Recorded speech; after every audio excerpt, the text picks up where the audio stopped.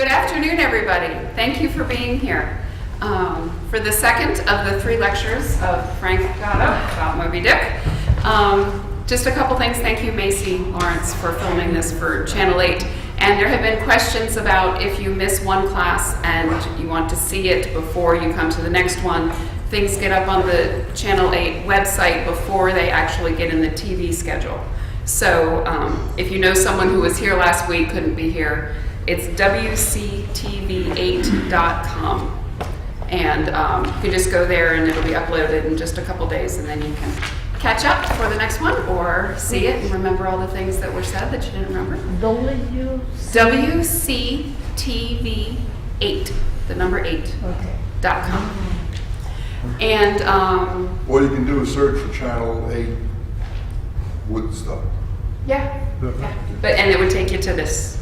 And last week we had a real short and sweet introduction because Frank said, don't worry about all of that stuff. And then afterwards people said, who is this guy? Everyone wants to know. So this week we have a more complete introduction about Frank. Oh, God.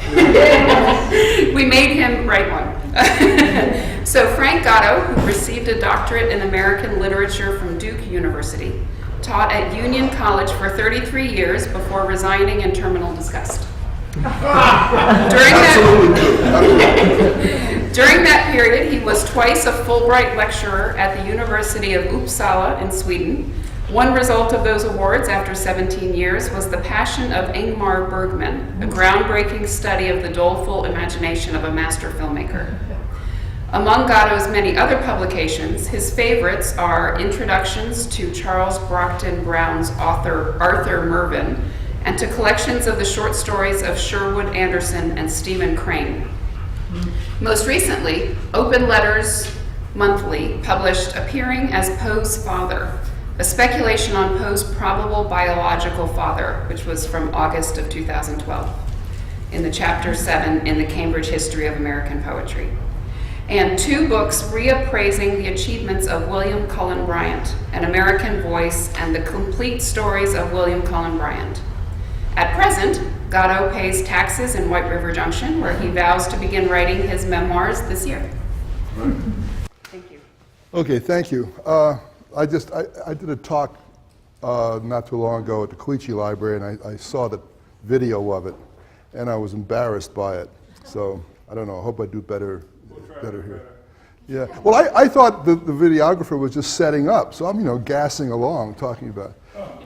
Permit me one short anecdote, because this PhD stuff, people tend to, oh wow, that's something. It's nothing, it really isn't. And I remember, again, very short anecdote, I was working hard studying for my PhD prelims, before they let you go ahead and write your dissertation. And I was studying, because I had not been a literature major in college, I'd been a philosophy major, so I had a lot of ground to make up. And this girl I had my eye on just was a wonderful girl. She called me up and I said, let's go out. And I said, I can't, I got to study. And she thought I was dumping her. And so next time I saw her, you could have flash frozen fish with the way she looked at me. Anyway, so I get in the exam room, right? And the fellow starts off and he says, how are you on 2 Years Before the Mast? Have you read that? And I said, yes, I have. And so he said, very good. What was the cargo? I said, what was the cargo? Holy crap. Then out of the back of my mind, I said, cargo was hides. And he said, that's right. And I thought, wait a minute, I read that book when I was in 7th grade, 7th grade, and I'm passing my PhD examination on what I read in 7th grade? Absolutely inane. They didn't ask me one interesting question the whole time, truly. So anyway, that's enough of that. A couple things that I wanted to talk about last time that I didn't get to, because I go rattling on all the time. And one principal one is the chapter called The Counterpane. I hope you've read it recently and recall it. What is the point that is made there? Here we've had this strange encounter between Ishmael, who's sort of our representative, he's certainly Melville's representative, and this strange-looking man from the South Seas, this aristocrat who has decided to see the world and chuck all medals of honor and respect. And Ishmael is frightened of him because he has a different religion, because he's out selling heads, that is a shrunken head. What kind of barbaric behavior is this? And one of the things that we discover, of course, is that whatever he does is his own analogous way of doing something that Christians do. And so what starts off as a strangeness resolves into a recognition of brotherhood. And that, of course, is a main theme of this book and of Melville's. If you recall from that chapter, he compares sleeping with Queequeg, and incidentally, the point is often made that this is homoerotic. It was very common in the 19th century for men to share beds. Abraham Lincoln did it, and now everybody's talking about, not everybody, but a lot of people talking about Abraham Lincoln as being homosexual. Well, whether he was or wasn't, I doubt if he was. You can't really establish that on the basis of such ridiculous evidence. But the point that Melville, or to emphasize the point, Ishmael talks about something that had happened when he was a young man, a child. And this has happened to all of us, when in falling asleep, he lost sensation in his arm. And then suddenly, sensation starts to come back, that tingle alerts you to the fact, and you realize that what you thought was a stranger, in fact, gave you initially terror, your own arm, is really part of yourself.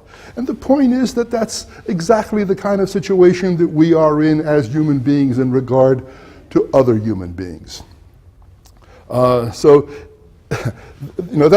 point is made repeatedly, but I think it's made most dramatically in that chapter. Incidentally, a counterpane, and I didn't know this when I first read it when I was, 14 or something.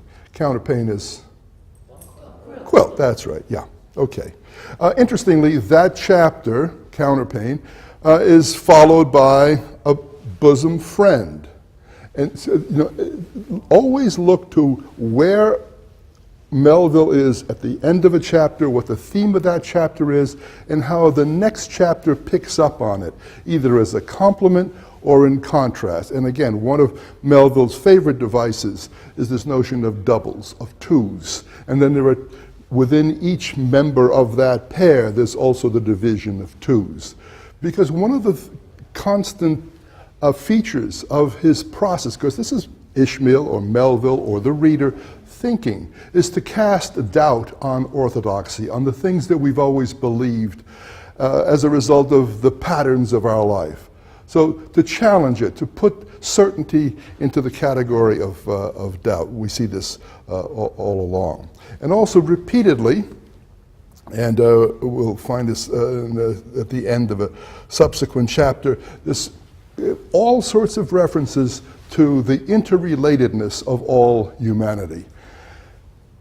We are all members of a joint stock company.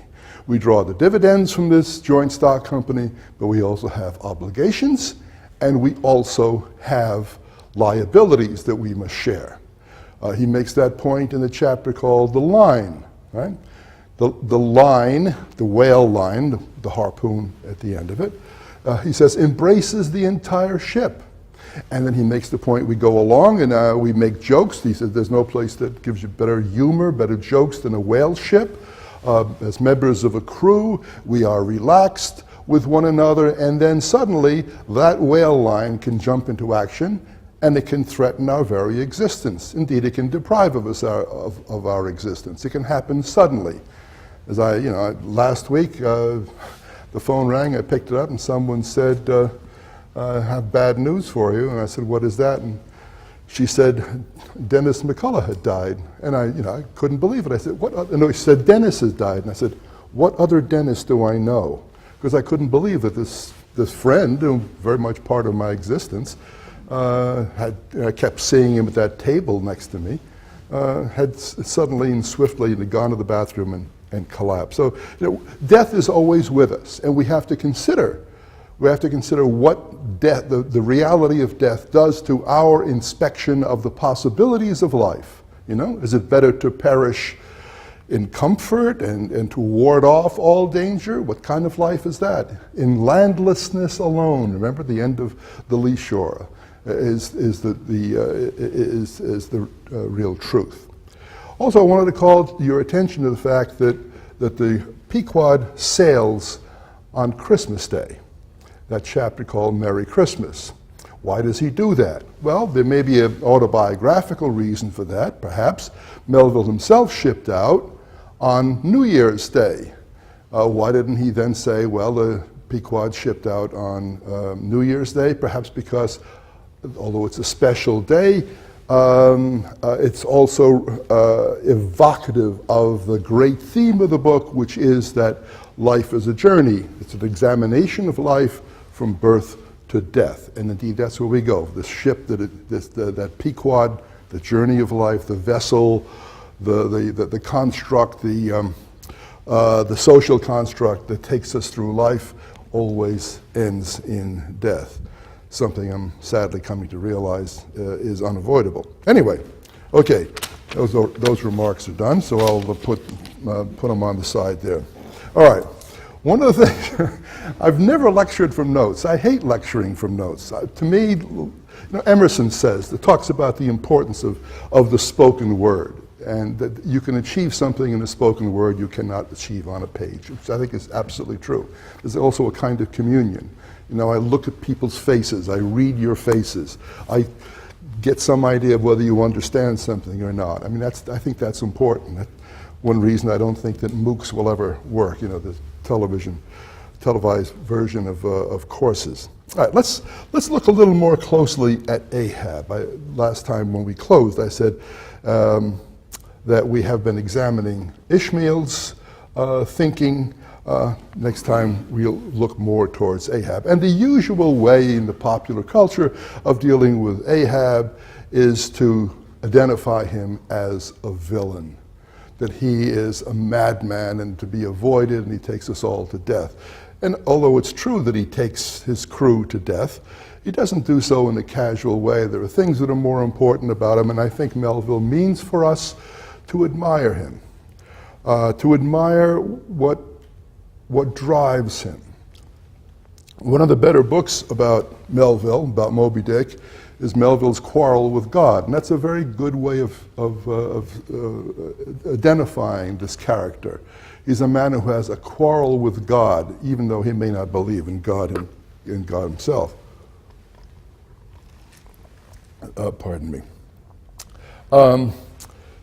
So Ahab is identified most readily by his scar.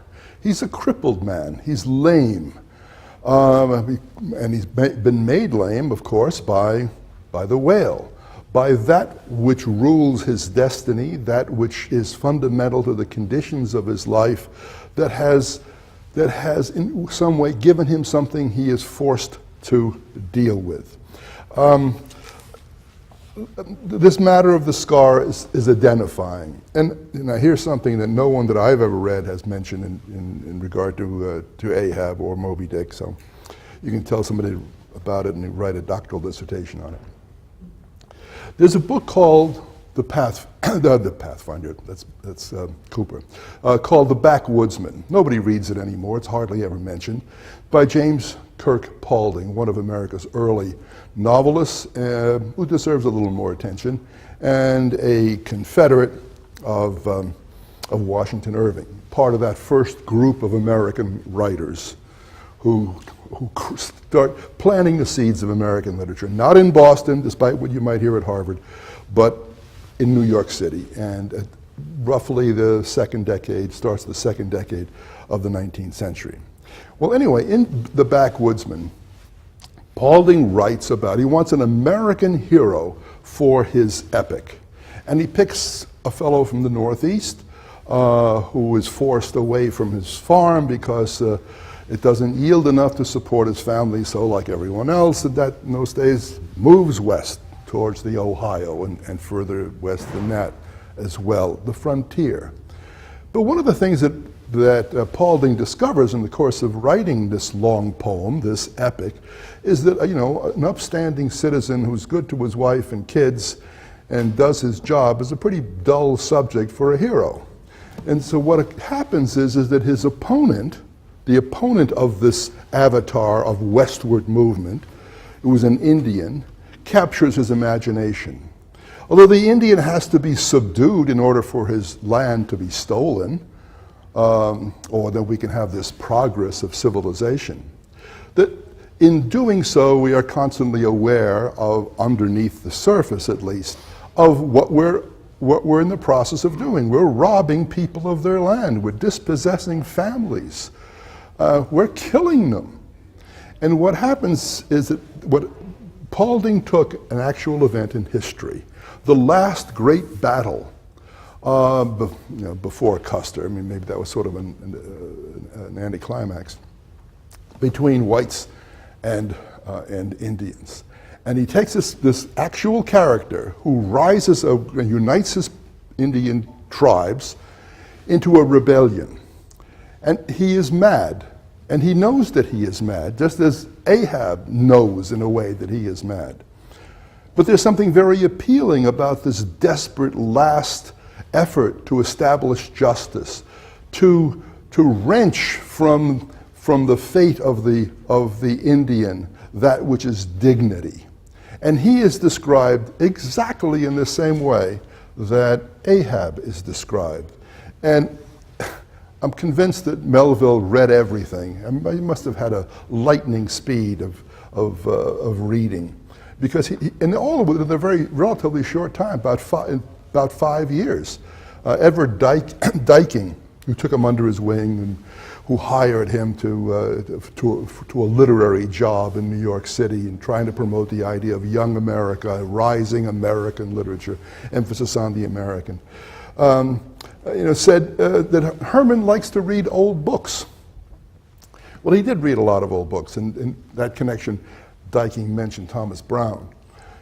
But he read a lot of old books, but he also read a lot of modern books or recent books, and I'm convinced, although I've never found any record of it, I'm convinced that one of them was The Backwoodsman, because the similarity is just too great. Okay, so Ahab is not a villain. And Melville goes out of his way to call our attention to that. Let's see my copy here. On page 147, in the Spec Snyder, and now I really feel I need my glasses. So, indeed, many are the Nantucket ships in which you will see the skipper, normally and whalers, parading his quarterdeck with an elated grandeur, not surpassed in any military navy. Nay, extorting almost as much outward homage as if he wore the imperial purple and not the shabbiest of pilot cloth. And though of all men, the moody captain of the Pequod was the least given to that sort of shallowest assumption, least given, and though the only homage he ever exacted was implicit, instantaneous obedience, though he required no man to remove the shoes from his feet ere stepping upon the quarterdeck, as other captains did, and though there were times when, owing to peculiar circumstances connected with events hereafter to be detailed, he addressed them in unusual terms, whether of condescension or in terrorem or otherwise not, yet even Captain Ahab was by no means unobservant of the paramount forms and usages of the sea. So even though it's against his instinct to be high and mighty, to be above the men, that there is fundamentally a kind of instinct for democracy in Ahab. And we will see reminders of this really throughout. I'll continue this passage a little bit. Not perhaps can't read anymore. Not perhaps will it fail to be eventually perceived that behind these forms and usages, as it were, he sometimes masked himself, incidentally making use of them for other and more private ends than they were legitimately intended to subserve.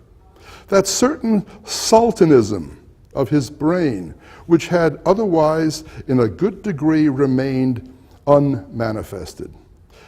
Through those forms, that same sultanism became incarnate in an irresistible, emphasis on irresistible, dictatorship. For be a man's intellectual superiority what it will, it can never assume the practical available supremacy over other men without the aid of some sort of external arts and entrenchments, always in themselves more or less paltry and base. In other words, what he is saying here, and this is a theme that is almost never pointed out in relation to the book, when commonly talked about, is that far from saying that we must be anarchistic, must be ultimately democratic, Melville recognizes that society cannot proceed without certain forms and rules of hierarchy, that the society itself will not progress, indeed cannot even exist. You can promise people all sorts of things. If you don't deliver at some point, then you get rebellion and chaos. And we see examples of that in recent history as well as in the stretch of history. Authority is necessary. That's a theme that Melville brings up. Authority is necessary to us as members of a society. Yet at the same time, he recognizes the importance of individual will, of obeying one's own conscience, one's own sense of right and wrong. This is one of those many places in which you have two forces that come into conflict, and they can never be resolved because both are valid. What is the danger of a society that breaks down? He gives us that in a chapter called The Town Host Story. It's an important chapter. This was the first published part of Moby Dick. Before it was a novel. It was published in a magazine as a story, not quite a short story, but a story. What do we have in the Town Host Story? What is it what makes it exemplary of the novel that it is, in a sense, trying to induce people to buy? It's about a society, a ship. We have a mate, who we're told right from the beginning, a man named Radney, is, in normal circumstances, a good man. That's emphasized. Good New England guy. But there's something inside Radney that does not jibe, it does not marry well with the character of another man we admire for his individual inner directedness. And that man is called Steelkilt. And so the two men are at odds, and it's not even what they're odds about. It's something rather trivial. Before any incident occurs, these guys hate each other. So Radney wants Steelkilt to recognize that he is the superior. Steelkilt, when ordered to sweep the decks, which is a job that is beneath him, simply because Radney will not recognize that this is below Steelkilt's dignity, tries to punish him. Steelkilt bears that punishment, but lets it fuel his vengeance, his need to get back at Radney. And indeed, that's what happens. Okay, now Steelkilt is in rebellion. And what follows that is that the captain has to step in and establish authority. Steelkilt organizes, like a good union organizer, organizes some other fellows in his rebellion now against the captain and the order of the ship. And the parallel is very, very explicitly drawn between these men and the three who are crucified in the story of Jesus. And what is shown is the fact that you can't really rely on it. Someone's always going to sell out.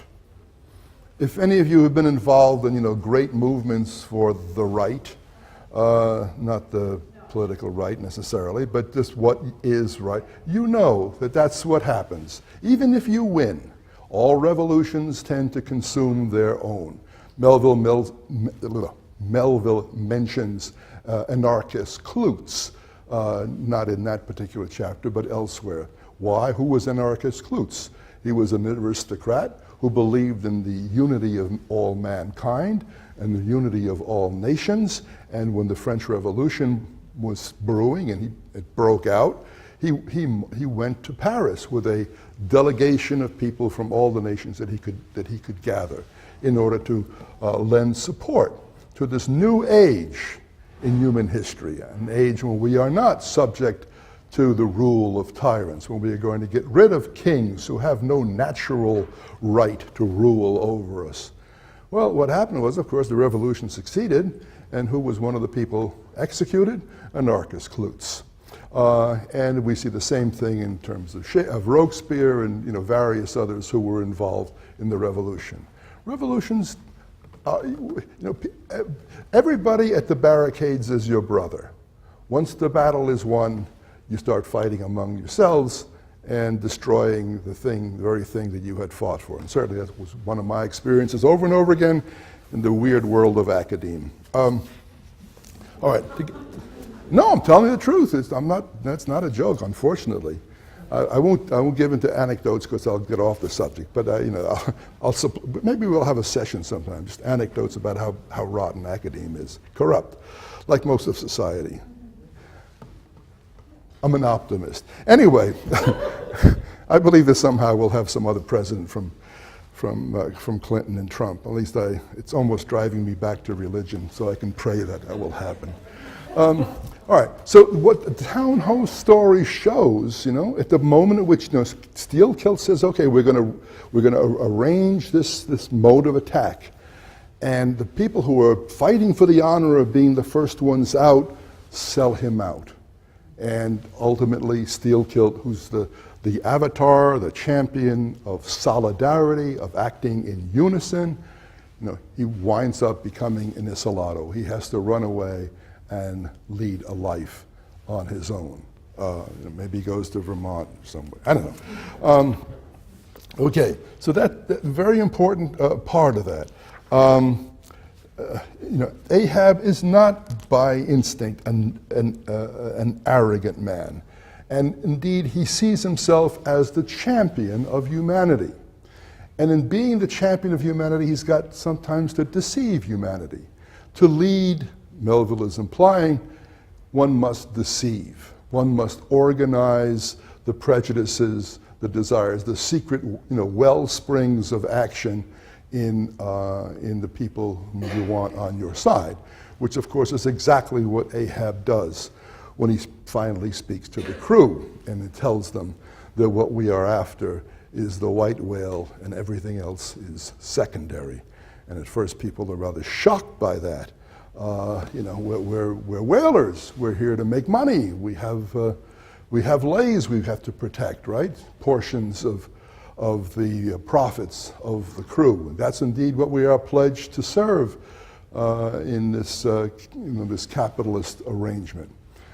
But what Ahab does is he says, no, we've got a higher obligation, and that is to me.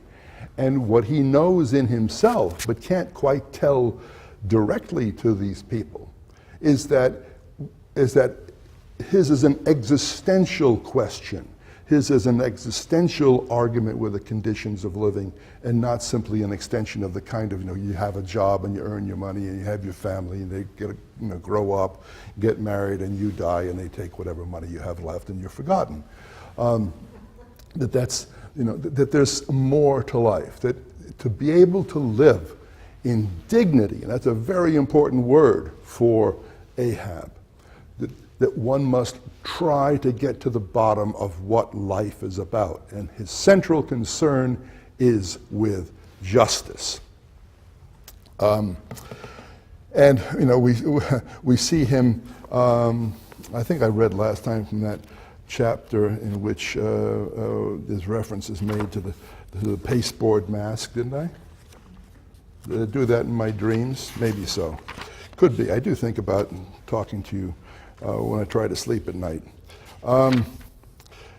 Okay. Here he's talked to the various members of the crew on the chapter is called the quarterdeck.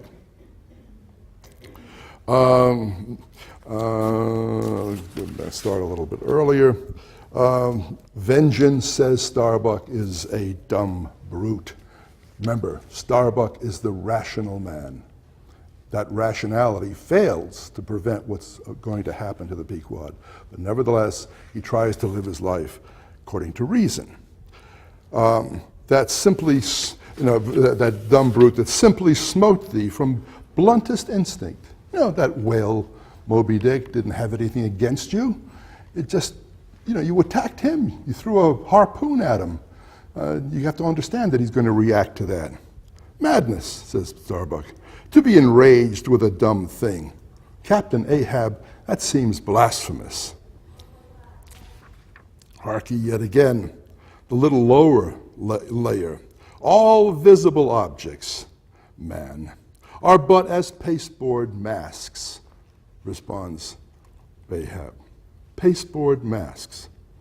That is, that there is the tactile world, the world of the senses, but there's something beyond that. Now, this is very much in line with 19th century, late 18th century thinking. It's the same way of seeing the world that we see in the Neoplatonist philosophers. The same thing we see in the writings of Plato, that the world that we think is solid really isn't, that this is not really the lectern, this is only an illusion of a lectern, that the permanence of the idea of which this is simply a material imitation exists beneath it in a different level of existence, and that all that is real is simply a copy of that world of idea. And that is a notion that permeates the American transcendentalists. It's not even that you can attribute it to one man or another. It's as though it's in the yeast of history that at this moment, given all kinds of complex interactions, that this notion resumes or is reborn from its classical roots. Okay. But in each event, in the living act, the undoubted deed, there, some unknown but still reasoning thing, unknown but somehow reasoning, because it all seems to fit together in a catenation of action and event. It puts forth the moldings of its features from behind the unreasoning mask. We can't just accept the surface for what it is, that there's something that drives it. How can it be, this is myself speaking, how can it be that minerals, can in the course of billions of years come to the point where they understand that they are minerals and can devise formulae to explain the existence of a cosmos that has millions of galaxies in it, all from the interaction of certain chemical substances. So there must be something beyond that, is always said by people who want to argue that some God, some reasoning, purposeful thing exists. And this is what Ahab is confronting. It puts forth the moldings of its features from behind the unreasoning mask. If man will strike through the mask, how can the prisoner, and he sees himself as a prisoner, sees all men as prisoners in this world of appearance that we call reality. How can the prisoner reach outside except by thrusting through the wall, somehow seeing the inner reality of things, of what makes this all go and why? To me, the white whale is that wall shoved near to me, and so he must thrust through it. And that is why he confronts this symbol, this manifestation, this incarnation, that thing made flesh of somehow this ruling, unreasonable, but somehow reasoning ultimately idea. To me, the white whale is that wall shoved up near to me. Sometimes I think there's naught beyond, but 'tis enough. He tasks me, he heaps me. I see in him outrageous strength with inscrutable malice sinewing it. That unscrutable thing is chiefly what I hate. And be the white whale agent, that is in the service of whatever this underlying thing that in which resides the purpose of life. Be the white whale agent or be the white whale principle, that which there is nothing beyond. I will wreak that hate upon him. Talk not to me of blasphemy, man. I'd strike the sun if it's insulted me. For could the sun do that, then could I do the other, since there is ever a sort of fair play herein, jealousy presiding over all creatures. But not my master, man, is even that fair play. Who's over me? Who's over me? Truth hath no confines. Truth has no confines. Take off thine eye, you who are accusing me. More intolerable than fiends, glaring as a doltish state. So thou reddenest and palest, because you haven't got the strength that I, Ahab, have. My heat has melted thee to anger glow. But look ye, Starbuck, what is said in heat, because now he suddenly, in seeing these look in his faces, he realizes that he may be undercutting his own purpose. So he tries to minimize it. Yeah. But look ye, Starbuck, what is said in heat, that thing unsays itself. There are men from whom warm words are small in dignity. I meant not to incense thee. Let it go. Look, see yonder that Turkish cheeks of spotted dawn, living, breathing pictures painted by the sun.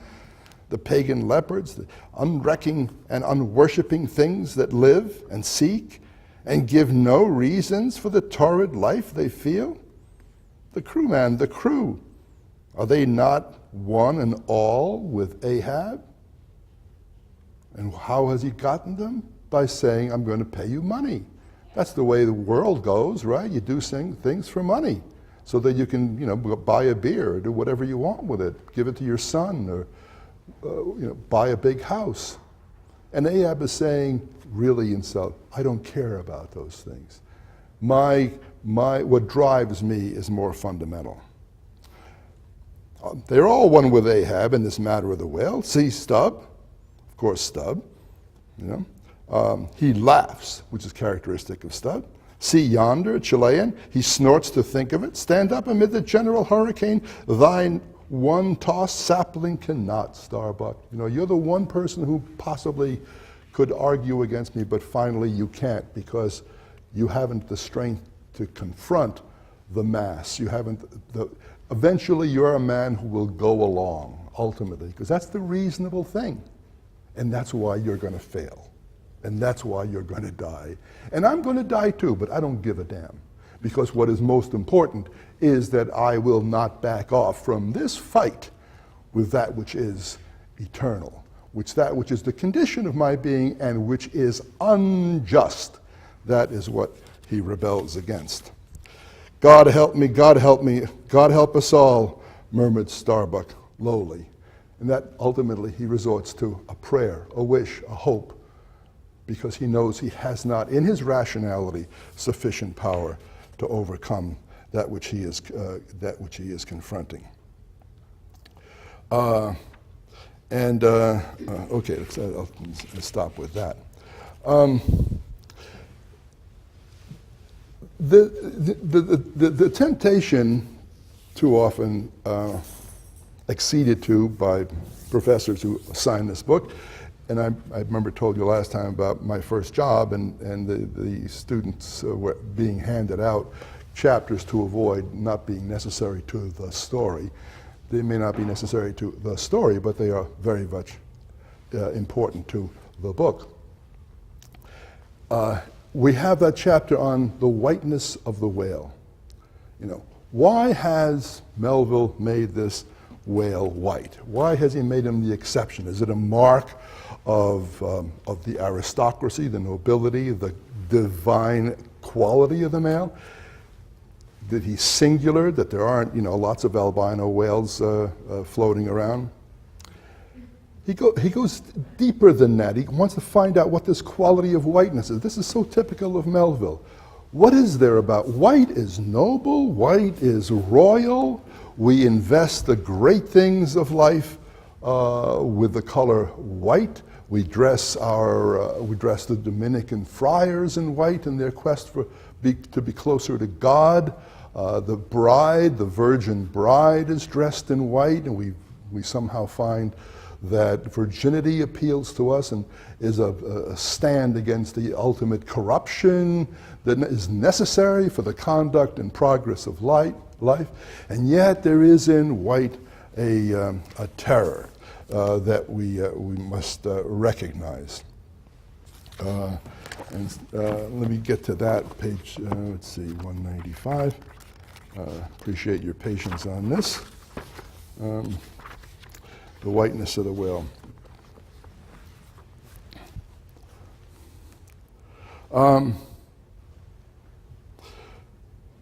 Though neither knows where the nameless things of which the mystic sign gives forth such hints, yet with me, as with the colt, somewhere those things must exist. Though in many of its aspects this visible world seems formed in love, the invisible spheres were formed in fright.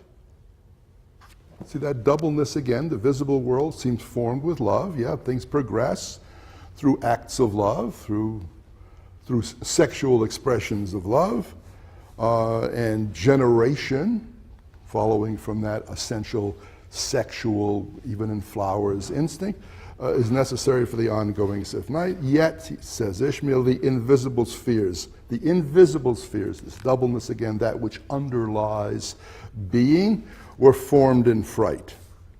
But not yet have we solved the incantation of this whiteness, and he never does, and learned why it appeals with such power to the soul, and more strange and far more portentous. Why, as we have seen, it is at once the most meaning symbol of spiritual things, nay, the very veil of the Christian deity, and yet, should it be as it is, the intensifying agent in things the most appalling to mankind.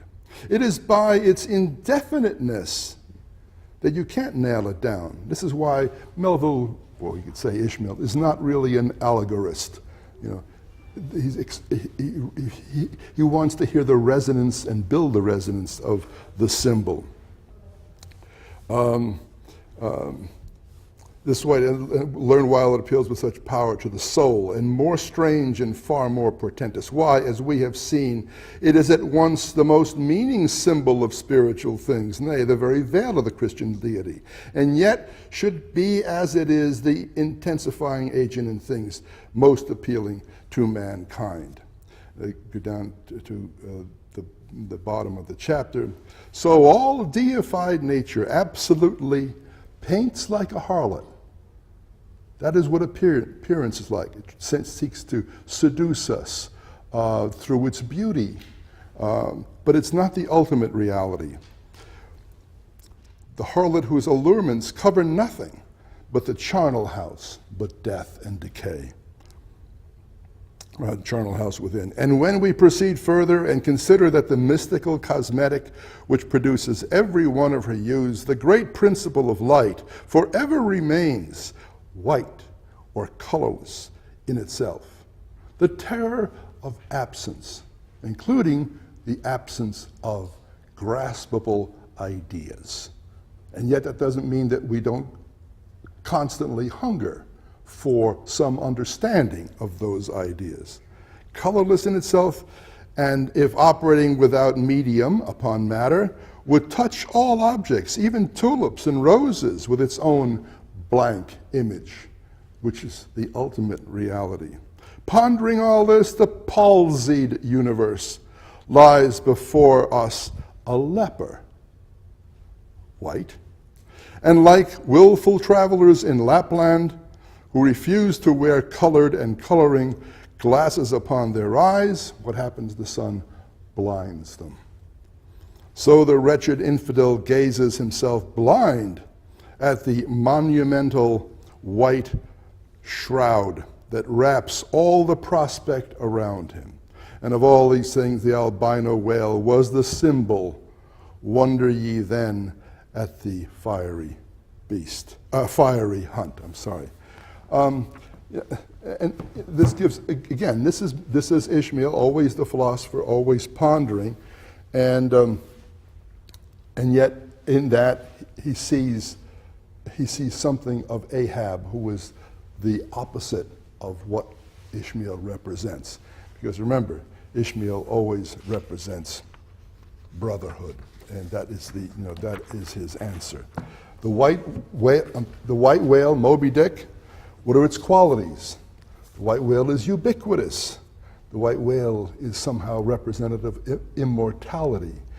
Cannot be pinned down. The idea of the white whale cannot be pinned down, cannot be made formulaic. It's a problem in assaying the very value of life. And this is why finally Ishmael backs off from it. Melville makes much of the problem of identity. Who are we? Are we defined by our membership in a group, or are we finally something that is residual and unique within ourselves? And he goes into this exploration in the chapter, The Masthead. Where this again, his problem of leadership comes up, and he speaks of the relationship of the person who's on the masthead and sees more clearly than those who are below him, being much like a leader. And he compares that person to Washington or to Nelson. And he says that by virtue of that elevation, that leader sees more than is seen from below. And therefore, it is necessary that the crewmen, that is most of us, respond to some quality in the leader who sees beyond the smoke of the lower level of events. And somehow that leader, if he is a good leader, will take us through. That somehow, as a society, as a group, as the crew is, we have to finally rely on someone else's instincts. Not on rational deliberation, because things are ultimately unanalyzable, but that there's something in us that has to accede to the leader.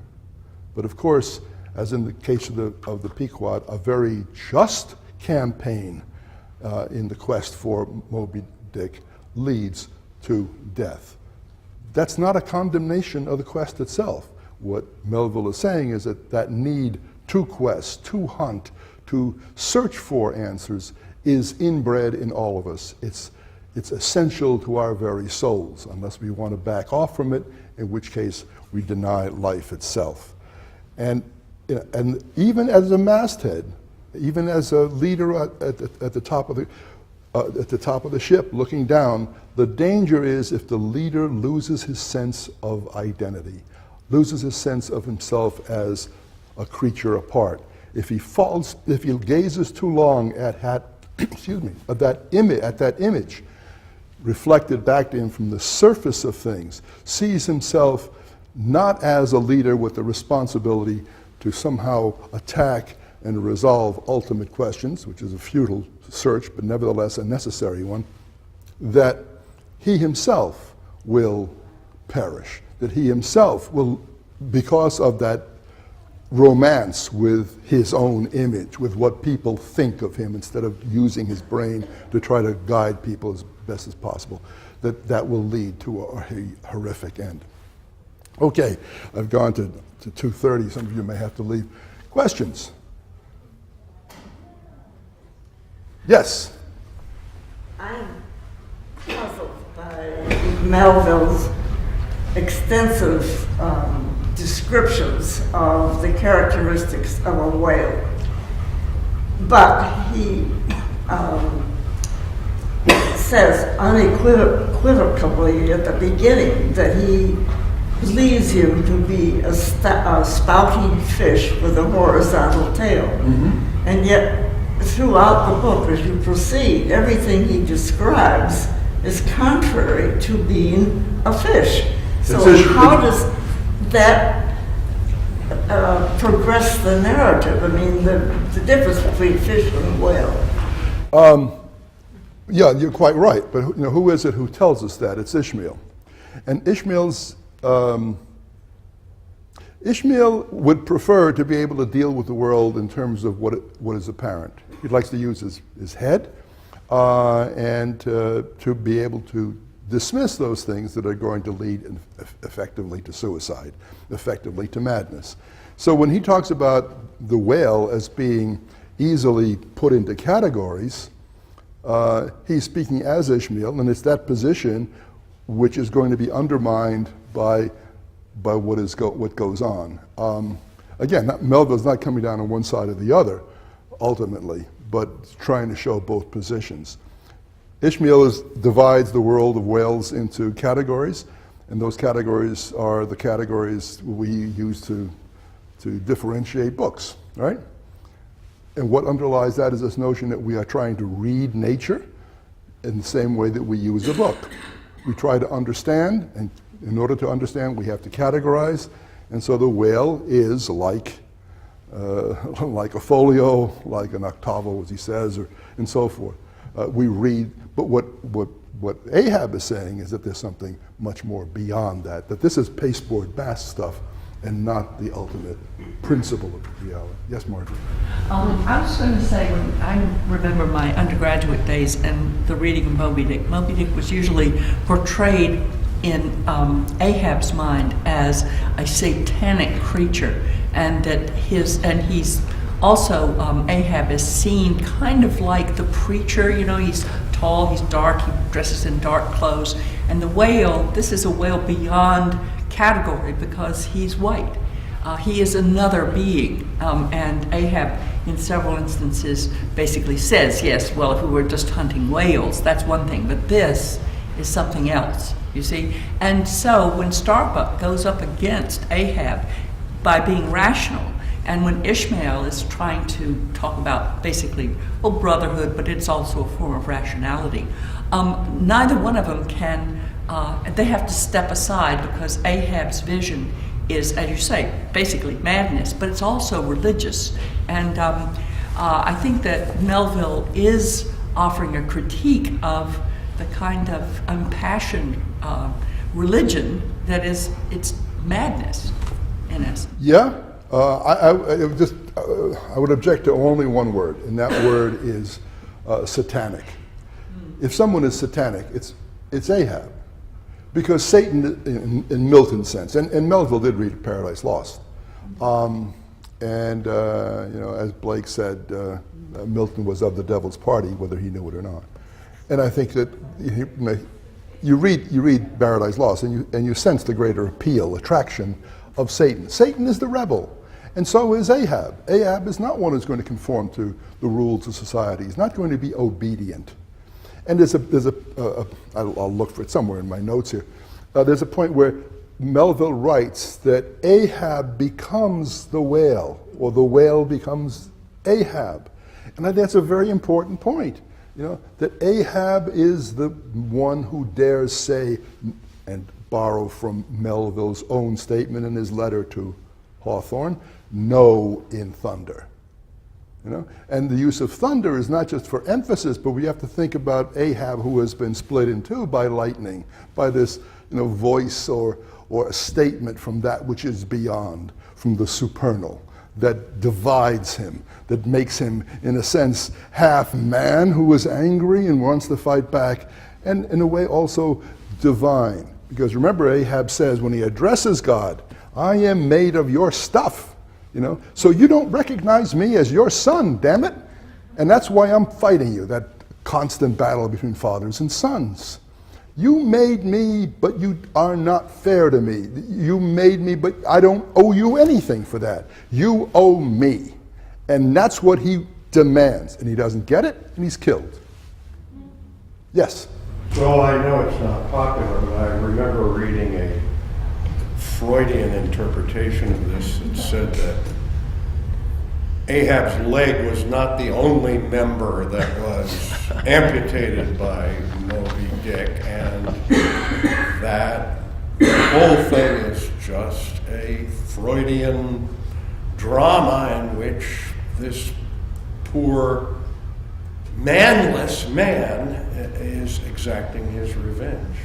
I think if there's anyone who is a man in the most brutal and ultimate and scary way, it's Ahab, whether he has a dick or not. I mean, that's,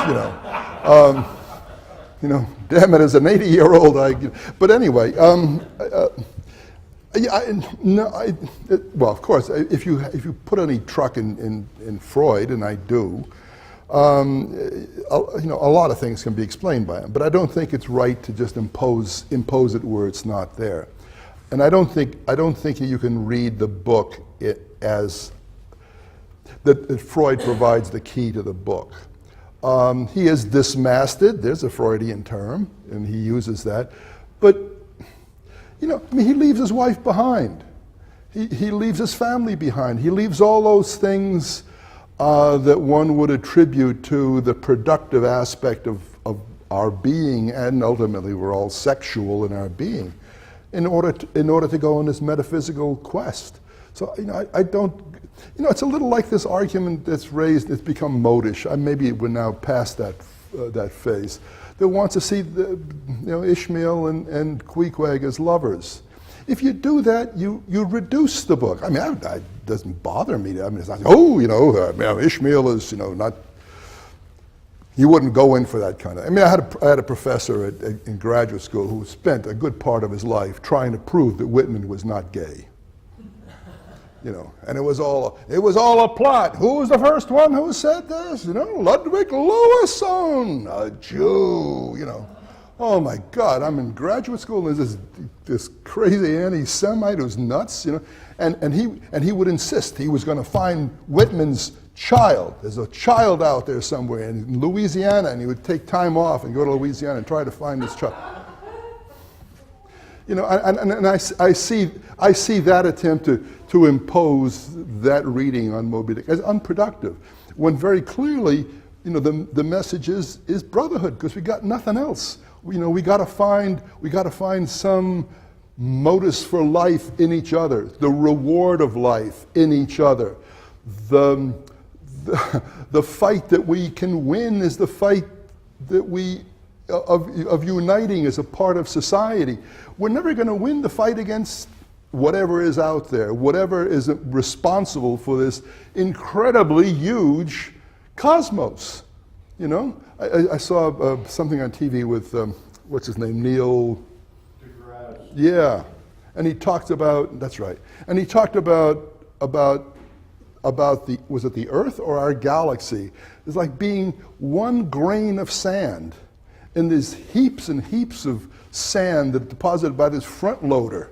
If you look, and this wall of stuff grows and grows. Well, we are one particle of that. Is that an argument for atheism? Maybe, maybe not. But whichever way you look at it, it's a sign of complete arrogance to say that somehow, every time you masturbate, somebody on, some accountant in heaven is going to write it down and say, oh, it's a sin. I mean, come on, it's just ridiculous. There are more important things, even if that were sinful. Yes, go ahead. Well, this is kind of trivial, but I got interested in that mattress sharing thing with Samuel Pepys and some others. And it turns out that the explanation, including Abraham Lincoln, is there weren't enough mattresses in the 19th century. It was also cold. It was cold. People shared, and you didn't share it with the opposite sex unless you were divinely. Yeah, I occasionally watch Naked and Afraid. What gets me is these, you get a man and a woman naked, and they never have sex or embrace each other for no other reason to conserve warmth. So they're freezing and they're apart. I don't know. I don't get it. Yes. W.H. Auden wrote a poem about Melville, and he uses the Blake term Noble Daddy with the Yeah. whatever, the anthropomorphic version of God or whatever. But Well, maybe. I spent a couple of days with Auden on 2 occasions, and it really damages your reading of his poetry. It really did. He was a smelly old man who walked everywhere in slippers, and it was almost impossible to understand. He slurred his words like that.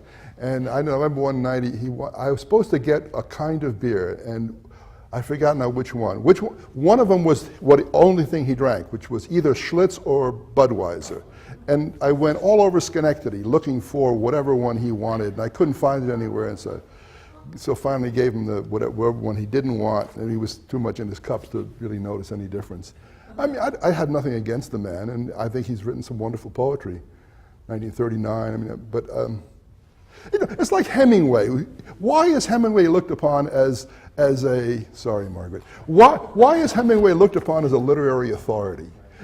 All of American literature comes out of one book, and that book is Huckleberry Finn. Why? What the hell does he know what he's talking about? I think Huckleberry Finn's a wonderful book, but what is there that makes it a first?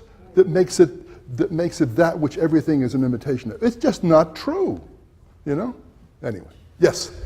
I had 2 comments about the chase of Moby Dick by the Pequod. One was that I do have the feeling that the counterpane chapter, which talks about the growing warmth and understanding between these 2 men, there is a physical connection to it. It could even have been a sensual connection, and that doesn't make any difference. Right. But it implies that they're bonded, and there's a kind of intimacy which is really very sweet. I mean, I really kind of like that. And the other is that the Pequod itself seems to be constructed of whale parts, as I recall.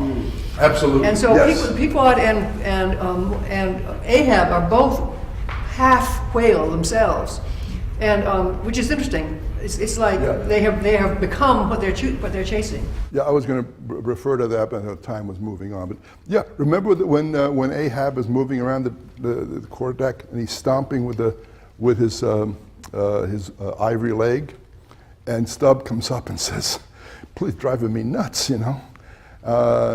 Can't you muffle it in some way?" And what is Ahab's response? "Muffle it, like a dog?" And he says to Stubb, "Kennel, you go down to your place down there. I'm not of that sort." Well, what is it that's bothering Stubb? Is this part of him that is not the human part? It's the other part. It's that part which is, he's become part of the whale, and the whale's become part of him. And a man needs sleep. If he's going to go out and kill whales, he can't be as groggy as you are if you spend sleepless nights.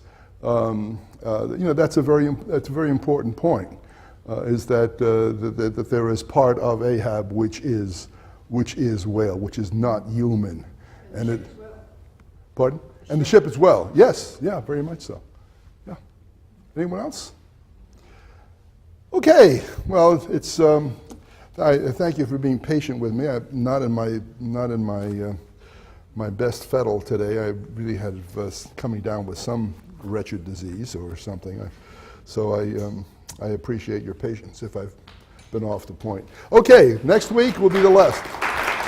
Save the energy. Next week will be the last, and I'm perfectly willing to meet with you a 4th week if you have questions or so, but I'll try to get it done next week. Okay? Very good. Thank you.